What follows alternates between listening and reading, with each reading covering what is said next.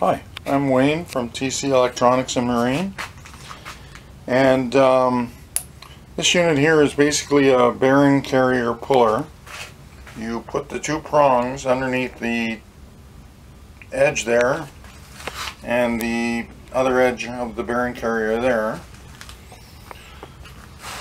This is a bearing carrier that's been taken out, and you can see that it's that small edge there that we're slipping it under on both sides.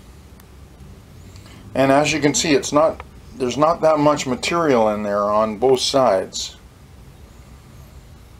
Okay, so if you pull on this too tight, okay, or torque it up on the wrench side too tight, what you'll end up doing is breaking the bearing carrier. So what I'm trying to do to show you how to do on this video is I'm trying to show you how to take the bearing carrier out without a bearing carrier puller at all. So that's what we're trying to do. And actually, by not using a bearing carrier puller, I very seldom break any bearing carriers. And using the puller, I used to break quite a few, especially the ones like this one here that are all filled up with calcium. And one more thing I might mention is it works with the 4-bolt pattern at the bottom or the 2-bolt ones on the side, and it especially works really well with King Cobra 5 1/4 inch large hub bearing carriers, where you don't want to break them because they're no longer made and almost impossible to replace. So on a King Cobra, you definitely want to use the method that I'm mentioning here, and that's an alternative to using the bearing carrier puller.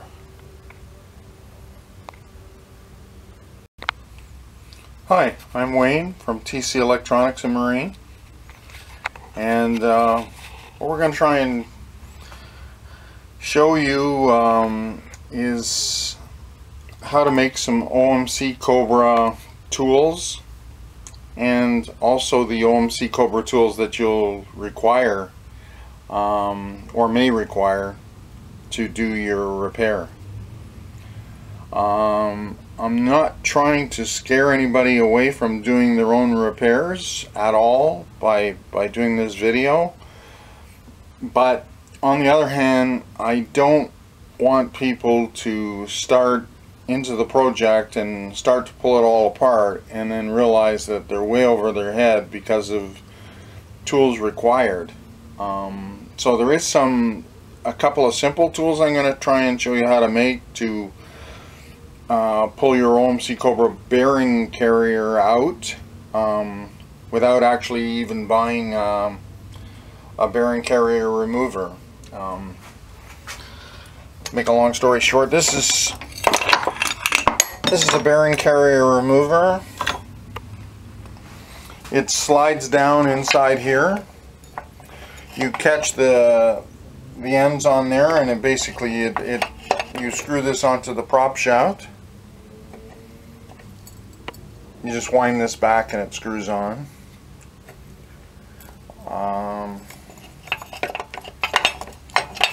That's how it works. But it's you know, you put this on here like that so it joins there, and then you turn the screw, and the theory is that it pulls the bearing carrier out. The truth of the matter is it doesn't always work, and the longer the unit and the more corroded it is, the harder it is to get out. However, what does work really well is a cheap tool you can make for about $4. So I'm going to go to that method first, and if that doesn't work, then you can always buy the bearing carrier puller out to use with it. And if that doesn't work, you can always buy a torch set to heat it up. Actually, you can buy a small propane unit for doing plumbing supplies, at which time you would heat the outside up. But if you've got fishing line or something stuck inside here, or for whatever reason you need to pull a bearing carrier out, the method I'm going to use and try to show you here is inexpensive and works extremely well. I'm just using a camera for this, so if it's a little shaky, you're going to have to bear with me. I do have a tripod, but it seems like a real pain to use the tripod, and then you have to keep taking it off and moving it, so I'm going to try and do it this way. Okay, the first thing, this is just a regular air hose fitting. You need to use a regulator if you're going to use this. Okay, it's nothing fancy. I think it's $2 or $3 for one of these. Any hardware store should carry an airline fitting. You just simply take the airline fitting. You would need to purchase a tap, 3/8 national course.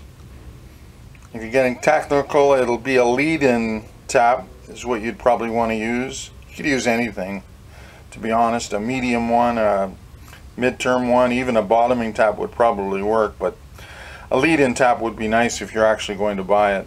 And you'll need a tap wrench, or actually even if you don't have a tap wrench, you could probably just use the tap, and an adjustable wrench would probably work, because it's extremely easy what we're doing. You just simply put the 3/8 tap in here, like so. Okay, tap the inside about a 1/2 inch. It's brass, so it taps extremely easy. You know, see the fittings in there.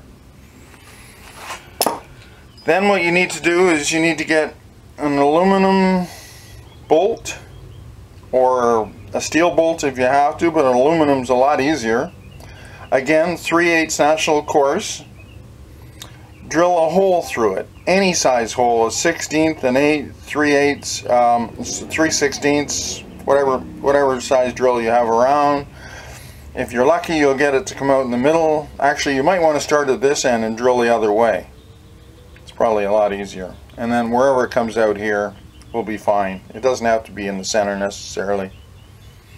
Okay, so at that point we're going to thread it in here like so. You might want to put some Teflon on these, or some Loctite is what we do, so the air doesn't come out. Okay, and we're going to cut it with a hacksaw. Okay, so we're just going to cut this with a hacksaw. Oops. Okay. Probably clean up the edge here with a file or whatever you have around, a grinder. Okay, so that would be the piece there. Just gonna screw it in a little bit more. And what this piece is going to do is, if you what we're going to try to do is, on a lot of the bearing carriers that won't come out,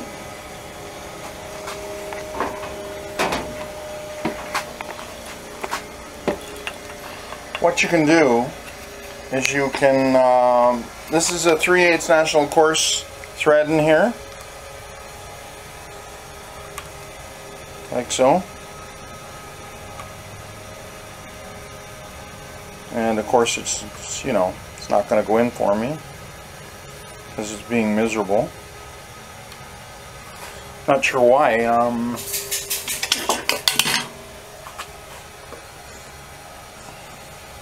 Maybe the thread got plugged up. I'm not sure. This is one that came in that needed repair.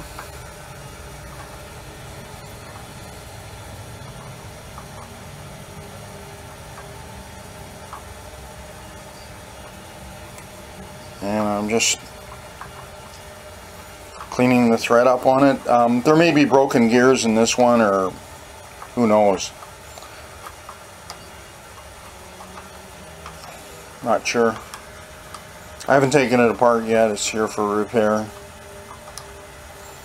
I can tell you I will be using this piece though to take it apart. Don't know why that didn't slide in there nice and easy. Normally it just screws in. Okay. Now I don't have any Loctite on that thread there, but it's not really needed.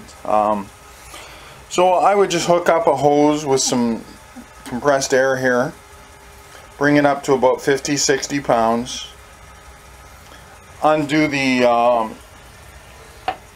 now here's where it gets a little bit tricky.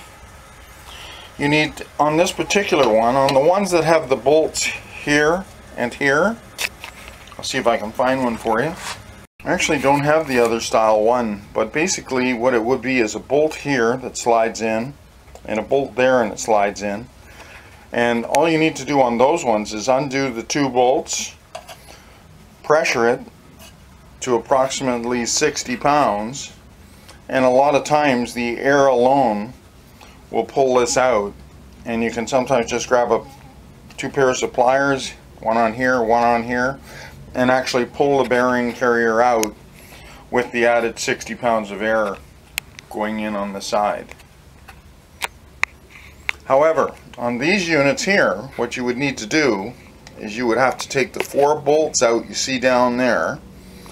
They have 3/8 heads on them, and it's a 1/4 28 screw. Okay, so for those of you that have the 4 bolts in there, which would be the majority of you, you're going to have to go in there with a 3/8,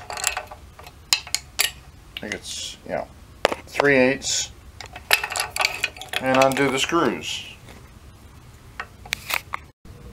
Okay, and you're going to pull out a screw that looks like this. Oops. And you get new screws with the, just so that we can, with most of the seal kits, you might want to check your seal kit first, otherwise don't drop them on the floor like I just did. Okay, it's 1/4 28.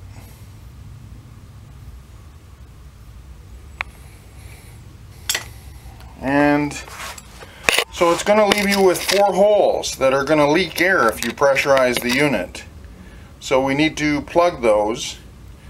So we're going to take all 4 out, and then what we're going to do is put 4 5/16 bolts that look like this in there, or you can use threaded rods if you want, whatever you have around.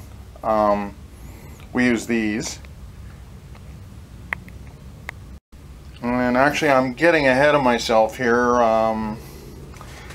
You can use a tool that looks like this, okay, and a socket goes in it to tap those 4 holes. 5/16 national course is what we use, but this is the bearing retainer that belongs here, or the same as the one that's in there. I'm just putting it here just so I can show you, but basically we would use something like this to take it out. So to tap the holes so that we can get this bearing carrier out, we're going to put this is a cheap way of doing it. Just going to show you here. Okay, so that's a 5/16 hole we tap there. Doesn't affect us when we go to put it back together. There's still plenty of area for seal. But what we did is we just silver soldered a nut on, just a regular nut onto the onto a tap here. I remember I ran out of air, or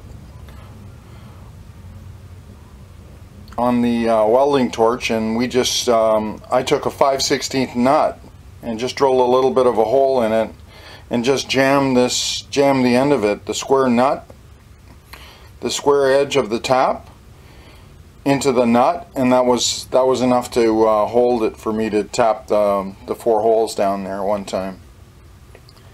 And the reason I had to do that is I couldn't find the tap. So what we will do is we'll put this together here. Okay, so something like that. You're going to need a long extension. A little bit hard with one hand. And this also is taking a little bit longer to show you than it actually does to do the job. Okay, so I'm going to take this down here like that, line it up,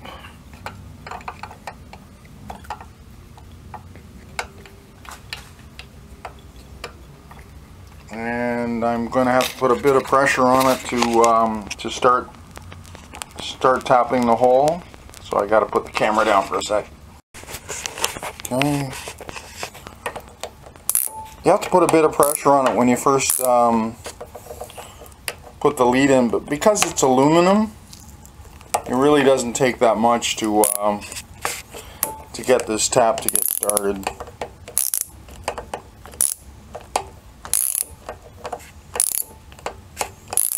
You want to try and hold it as vertically as you can, but I've never had it to the point where I couldn't get the bolts in.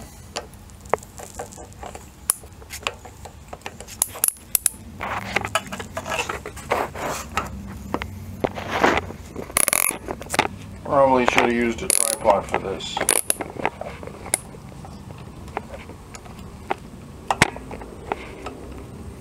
I was actually hoping to get off the hook. I thought it's sort of a good thing because most people are going to have this clip unit, and some people are going to have broken bearing carriers. There we go. So I'm through this with the tap.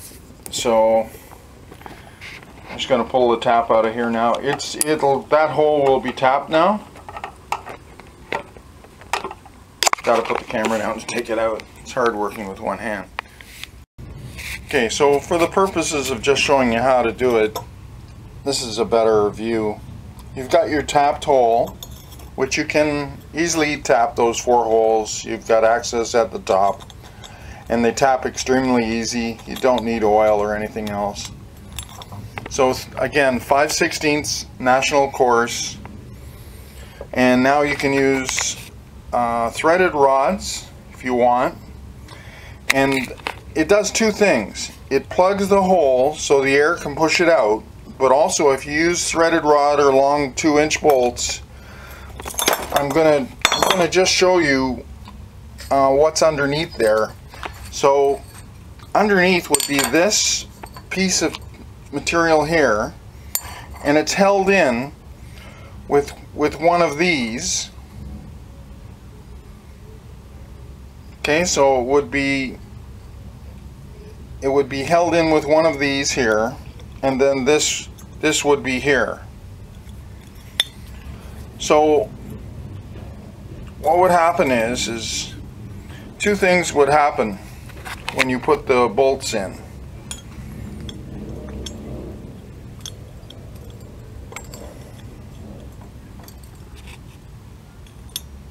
Okay, this thread's not too good on this one. Story of my life.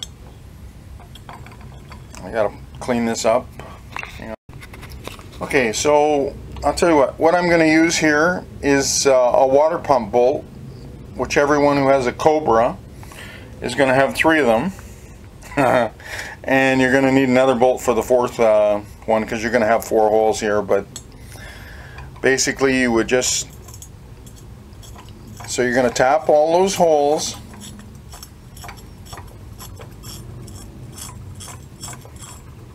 that are down there, and it's going to end up 2 things. One, you're going to fill the holes, all the holes up with air, or so the air can't get out. Then you're going to pressurize it with this little gizmo here, and the pressure alone may pop this unit out. But if it doesn't, if that isn't enough, okay, and it's really jammed at the top here, or here where the corrosion is really, really bad, then these here are going to go through and they're going to push down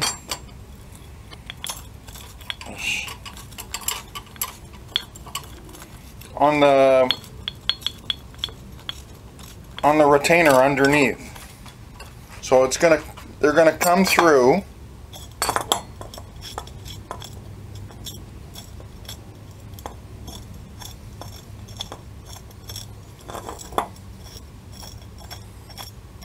as you screw in.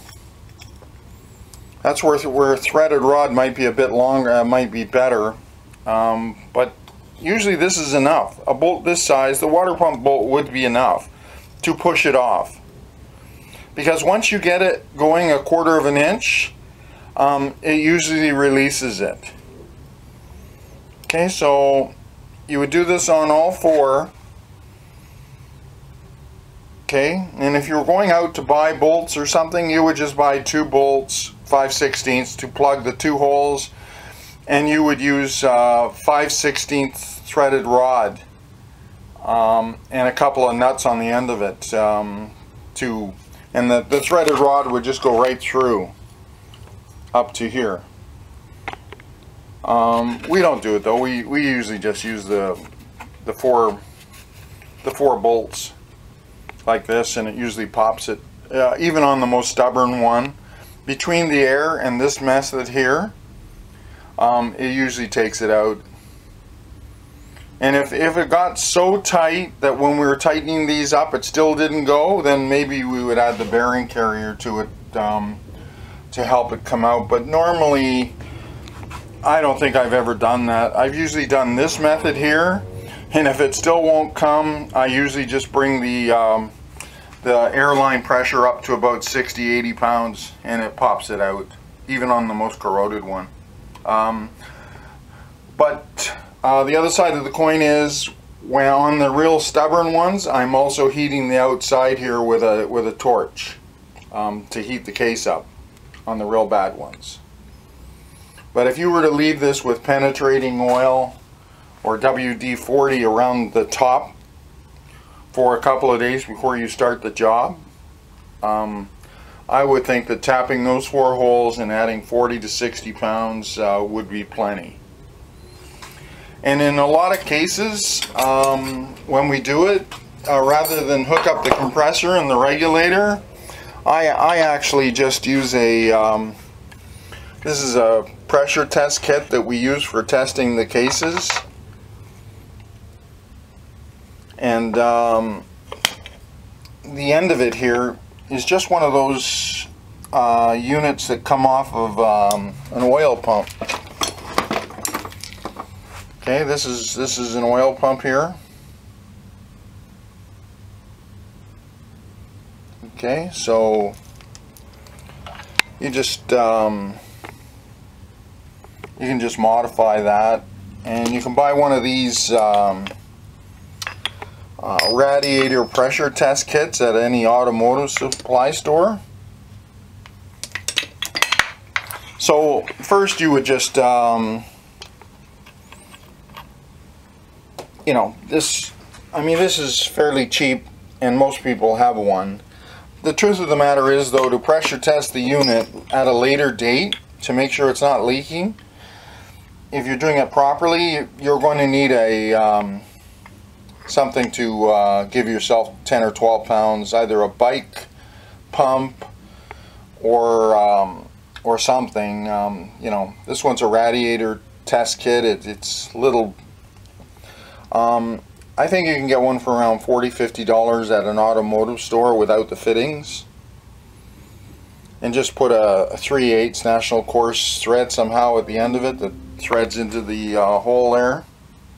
And this one here would give you up to 20 pounds on the inside just using this. So it may not even be necessary to use any more than 20 pounds, because a lot of times the the 20 pounds and the bolts down there, the 4 bolts, is enough to break it. But you don't want to tighten up on those bolts down there too much, because you've only got 5/16 national course, and it's only a thin piece of aluminum here. Okay, so you know, just snug them up. Don't go reefing up on these in order to take it out. That's not the idea. The idea of tapping those is to put a bolt in it to plug the holes and let the air push it out. Okay, but you can add a bit of torque to each one of the bolts, and like say 10 or 12 pounds, and that'll usually move it. But don't go cranking it. Like if you have to torque it if you end up going over 40 pounds or 30 pounds on this, you're going to strip the thread. Okay, so just snug it up, maybe 8 pounds, 10 pounds, something like that, a preload on it, and then try the air, and just turn the air up if you have to 60 pounds to push it out. And if that doesn't work, then you'll be stuck putting in a bearing carrier puller at the top to add more strength to it. But by doing it this way that I'm talking about, you would very seldom ever break a bearing carrier, even if it was heavily corroded like this one here.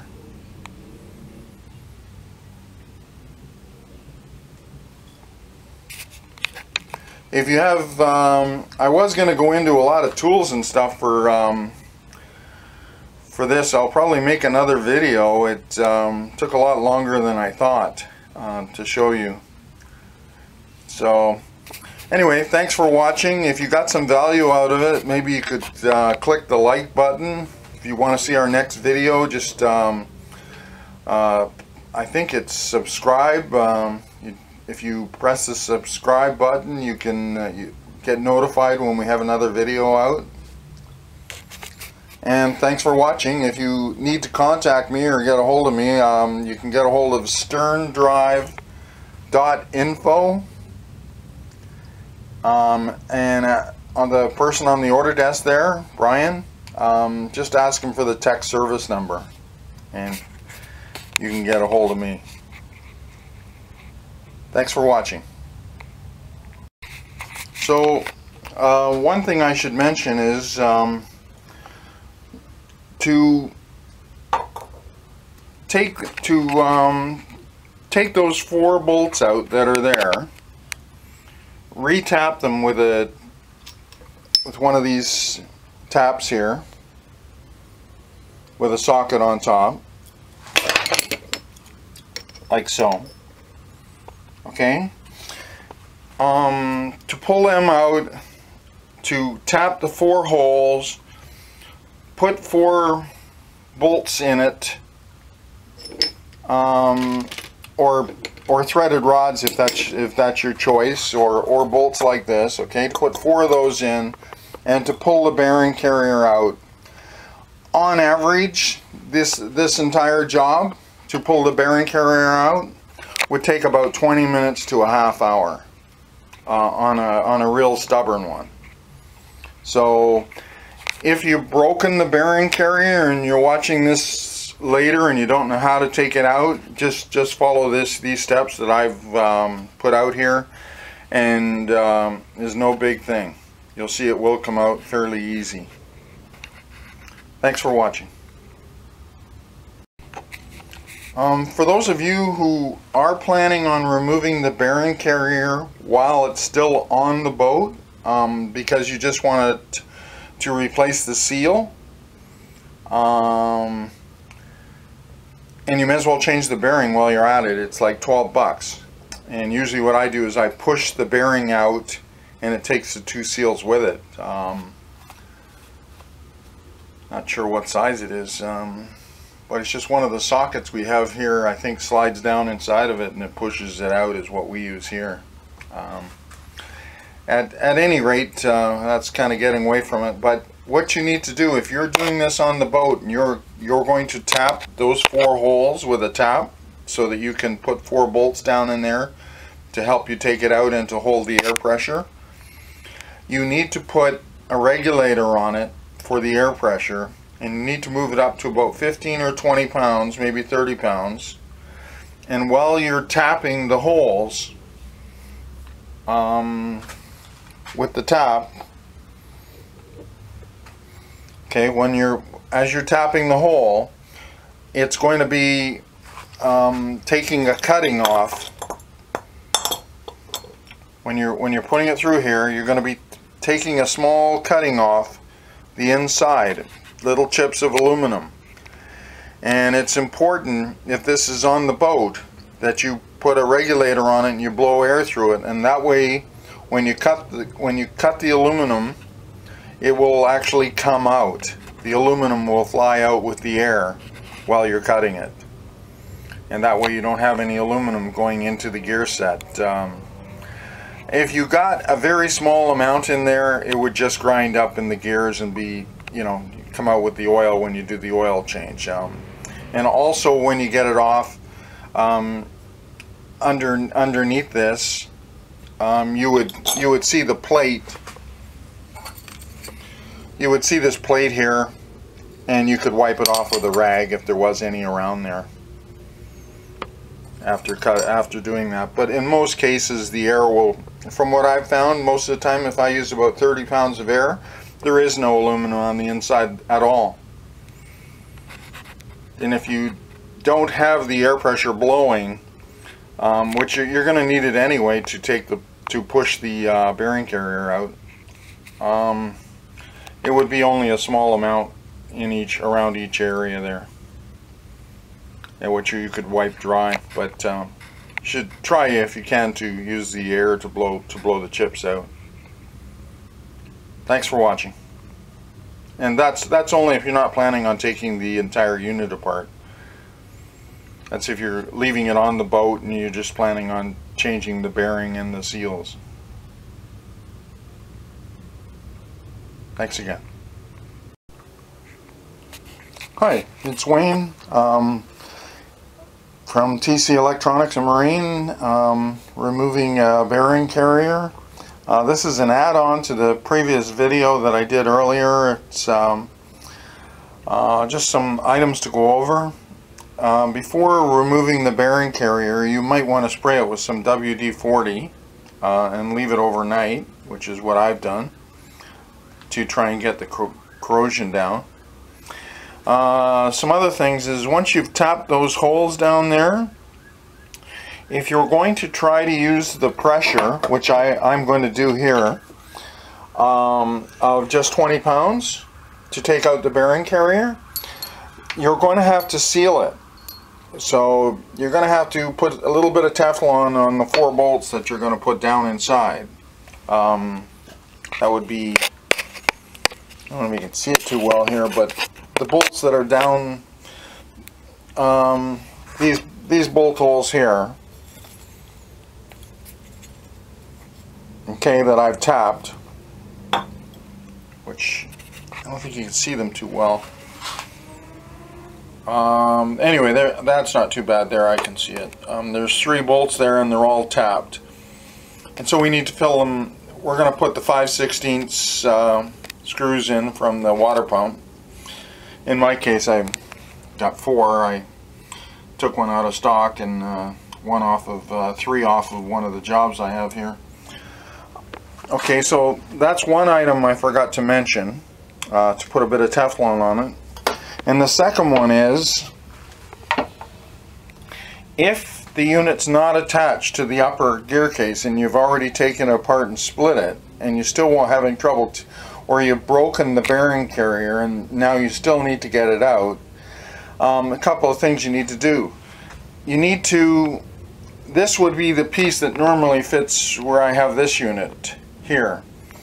Okay, so you're going to have to stop the air from coming out here in the middle. So you could put a cork material or something down inside there, clamp on a piece of rubber, but you're going to need to seal this area or the air is just going to come out. And the second item is, on some of them, the seal area here on the shift shaft. sometimes is really bad on the salt water ones. It's completely eaten away down there. You may have to take those 4 bolts off and repair that area first before you're going to be able to take it out with a 20-pound water or radiator pressure test kit, because it only allows you to pump 20 pounds and it's fairly slow. If, however, you're putting 40 or 50 pounds of air pressure in with a fitting with one of the fittings here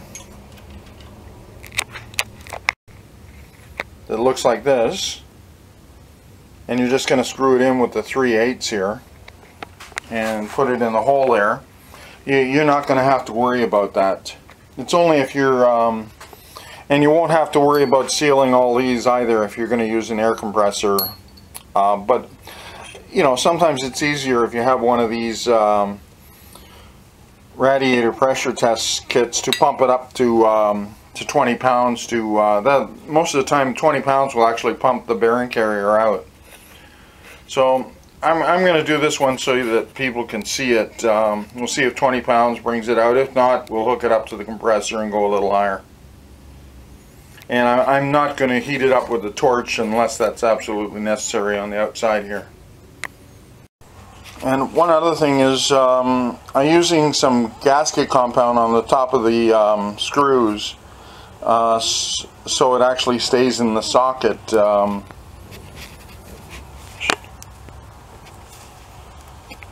There we go. And that holds the screw from falling when so that it doesn't drop when I go to thread it in down below.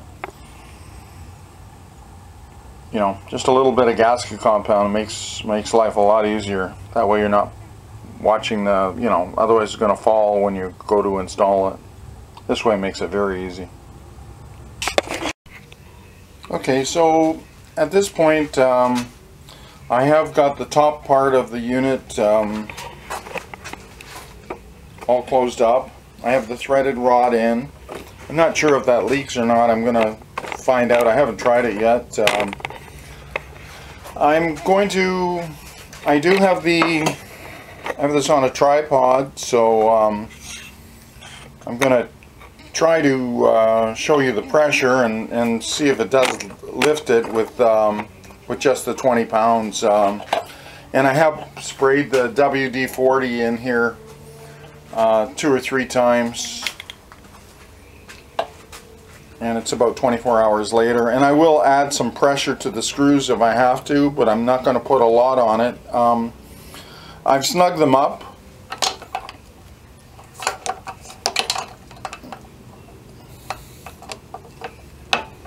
Yeah, wanted to make sure I did snug them up. Okay, so I'm going to pump this up to 20 pounds more or less, and just keep an eye on it and see if the 20 pounds pushes the bearing carrier out or not.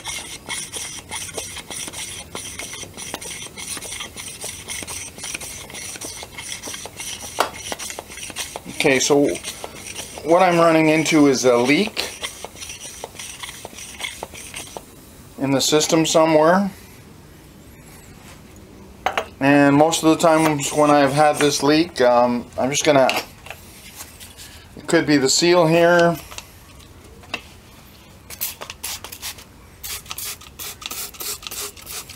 I'm just wondering where the leak is. So I'm just spraying it with 50% dish detergent, 50% water.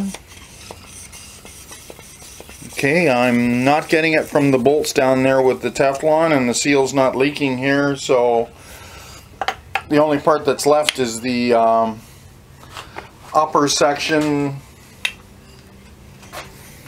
Just put this down here for a minute.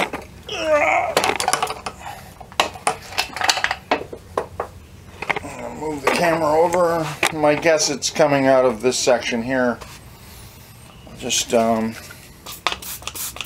or here, not sure.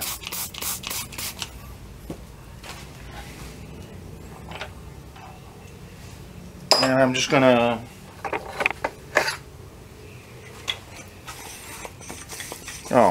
Okay, it's not what I expected. Alright, so that's my fault. I didn't put the screw in. Fair enough. Actually, I didn't put it in at all. Just hand tight. Okay, back to the drawing board. I expected it to be leaking here, by the way, not with the screw I put in. Again, I don't usually use the radiator kit, to be honest with you. I usually need more pressure. But I just want to see if it would come out at the 20-pound level for people who don't have a compressor at home. So let's give this a shot all over again.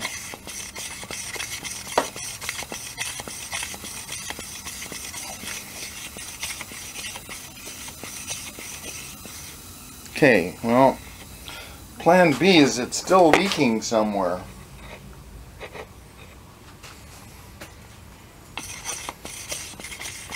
So if it's leaking, it's going to be very hard for me to get the pressure up to 20 pounds.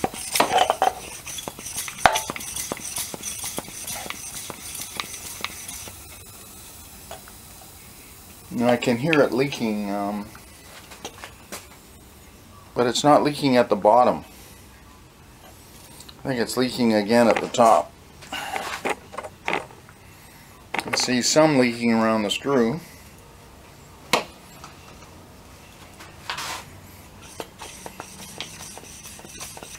Let's see what we got here.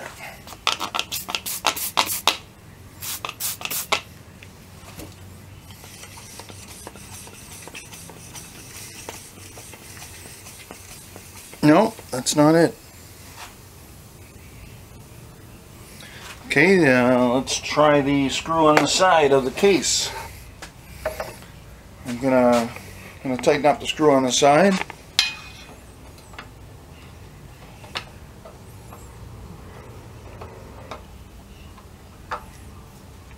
That's not it. That feels tight. Okay, not off to a good start here. I cannot figure out. It could be down inside the seal underneath this piece here. Could be the O-ring leaking. I'm not sure. So in this case, I'm going to use compressed air. But what I was hoping is that it was going to come up with just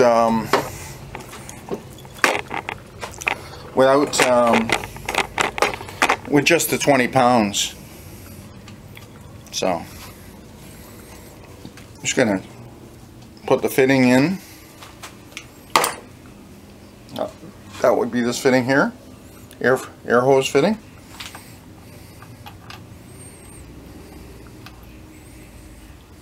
And when you do that, when you're using compressed air, if it's leaking somewhere just a little bit or whatever, it doesn't matter that much. You have more than enough air to make up for it.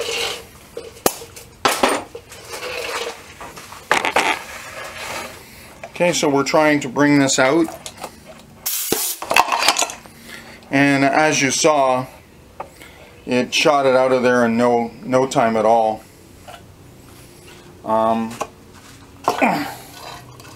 Okay, so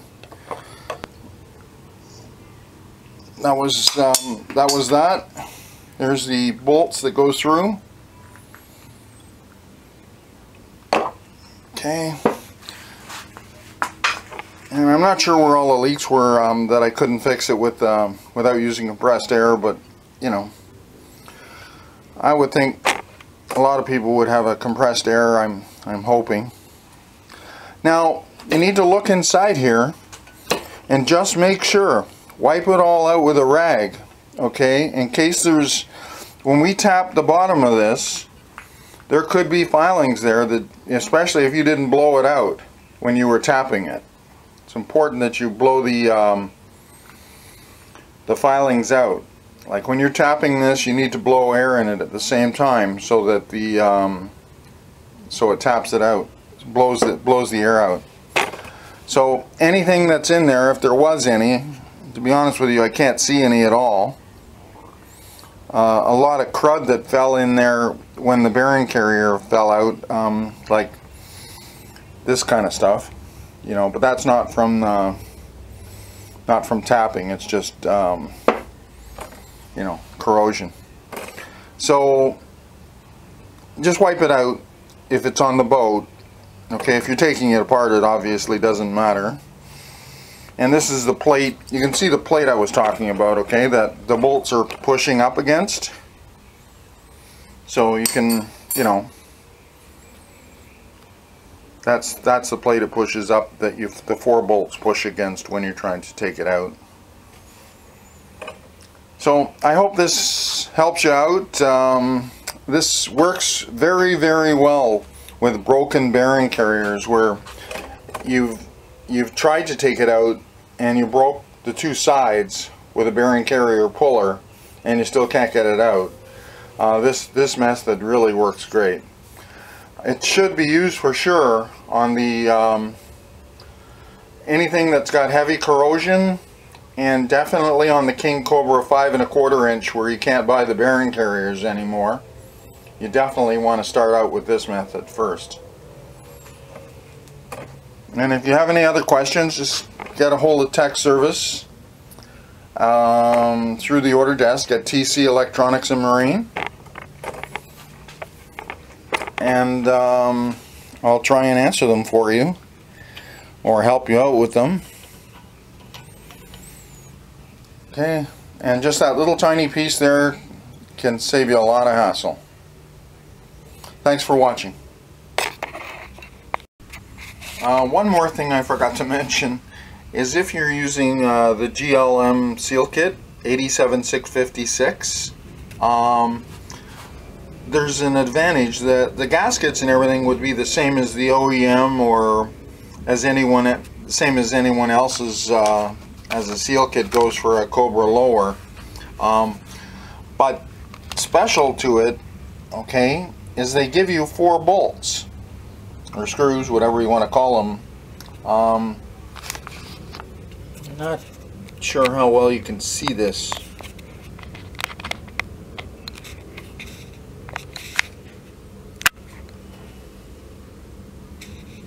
But basically the area around the screw is has a piece of rubber built in, and it's molded into the top of the screw. Okay, I'm having, the battery went on me. I tell you, things can go wrong. They go wrong when you're shooting. Nothing works when you're trying to record something. Nothing works exactly the way you think it will. No big deal. It's life in the big city. Okay, so this one here has a large rubber area, and it works quite well at sealing. And the original one only has a small O-ring that comes with it. So for this reason alone, just for the 4 bolts that come with it, the GLM one is, I would say, twice as good as, you know, besides having a new fresh area on the where the threads are there with the new screw. For this reason alone, it's worth buying the GLM seal kit over anyone else's. It's an extremely good seal kit. You know, the seals and the gaskets are almost identical in any seal kit, okay, but having the extra 4 bolts with the rubber seal on the top, never had one leak. Had lots leak with the real small O-rings, with the putting the small O-rings back on the old screws. Plus a lot of the old screws have the thread screwed up on them, you know, at the bottom there where somebody's over tightened it. Having 4 new ones is the way to go. Again, thanks for watching. Any problems at all, just give sterndrive.info a call and ask for the tech service number there. Take care.